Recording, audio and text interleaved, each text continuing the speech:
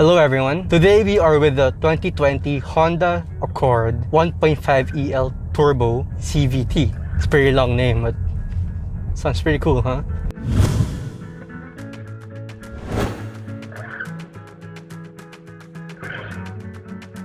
I know everyone these days, they would rather go for an SUV, a crossover. They're a lot more practical nowadays, especially with our roads in Metro Manila, with more flooding happening. But it's nice that brands who've been staples in the country still make an effort to bring these cars along.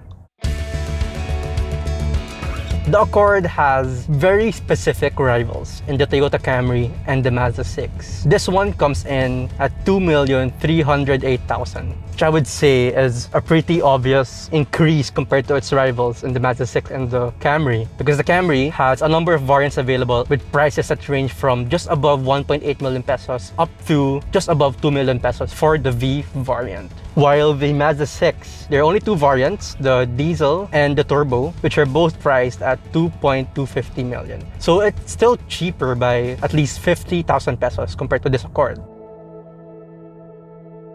So one of the more interesting parts about the car is the powertrain. It has a 1.5-liter gasoline engine with a turbo connected to a continuously variable transmission. People have always been used to bigger engines in the Accord, especially the V6s. But it's quite interesting to note that there's not much of a power lag. It doesn't feel underpowered even with the smaller engine. Available is a sport mode, which is quite standard nowadays, especially for more premium models like this one. It has paddle shifters, so that also helps when it comes to power delivery. Coming from a low speed and I need to overtake quite quickly, it feels exciting. There is a pump into it. In city driving, I was doing around 7.7 to 8 kilometers per liter. At night driving, when there's not much traffic, I was doing around 8.6 to 8.9. I didn't really have a chance to drive it in the expressway. Moving on to the exterior, this 10th generation Honda Accord is significantly bigger than the last generation. Despite the bigger body of the Accord, they quite appropriately put a smaller engine in the 1.5. But if you pop the hood, you can see that there are some spaces simply because of the smaller engine.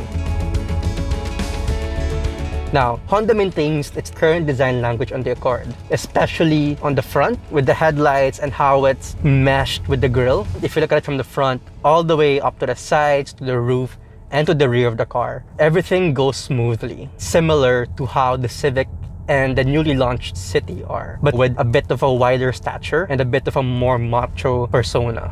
It has 18-inch alloy wheels, which goes pretty well with the nice slopey lines of the car. The headlights are in LED, as well as the fog lamps. At the rear, it has C-shaped taillights, similar to what the Civic has, but bigger and wider. If you ask me to compare the rear of the car to its rivals in the Mazda 6 and the Camry, I would say maybe it lags a bit behind when it comes to design, but the front of the car and the side view really make up for it.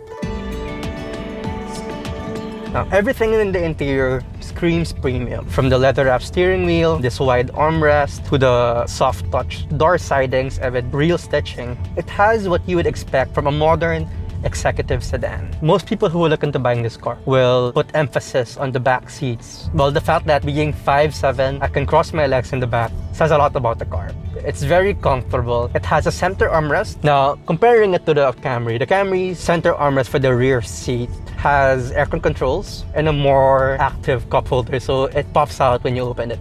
So for this one, it only has cup holders and no aircon control. So that's a side-by-side comparison we would have with the Camry. It does have sunshades for both windows at the back, but it doesn't have for the rear windshield. And of course, it has rear aircon vents, but without the controls. Now, the Accord has a dual zone climate control, which I found interesting because if I try to play with the thermostat, if I want to make it colder, there's a LED light around it that turns blue. If I want to make it warmer, it turns red. So that's an interesting touch. So this car comes with Bluetooth, Apple CarPlay, and Android Auto. Now, my comms with the Civic was quite laggy, especially when I connect my phone for Android Auto. But for this one, it did a bit of a better job. It has a similar interface as Honda's other models. It's a mix of the touchscreen operations and buttons. Aside from the features of the interior, what's more interesting is the safety features of the car. It has, of course, stability control, traction control. It has 6 airbags all throughout. It has adaptive cruise control, lane keep assist, lane departure warning, road departure warning, low speed follow, collision mitigating braking system, front collision warning, parking sensors for the front and the back, a rear camera that's pretty clear, by the way. And I found the side camera on the right side mirror really useful, whether I'm parking or whether I was in tight traffic in EDSA during the holidays, and of course when I was changing lanes. It was really useful to have. This one comes with Honda Sensing, which I previously tried with the top-of-the-line CR-V. I really enjoyed having Honda Sensing because when I was in NLEX, I engaged the lane keep assist, adaptive cruise control, and there was a point, a good maybe 10 minutes, I didn't even use the pedals. It did the adjustments for me. And what I appreciate about Honda is that they don't really overmarket these features compared to other brands who also have similar safety features, but their cars, their products do it very well. Now, who's this car for? When it comes to executive sedans like this, I noticed that it's not really limited nowadays to, just a car for having a driver. Because cars like this, they're quite pleasant to drive with all the technology, all the electronics. So you wouldn't mind driving it yourself.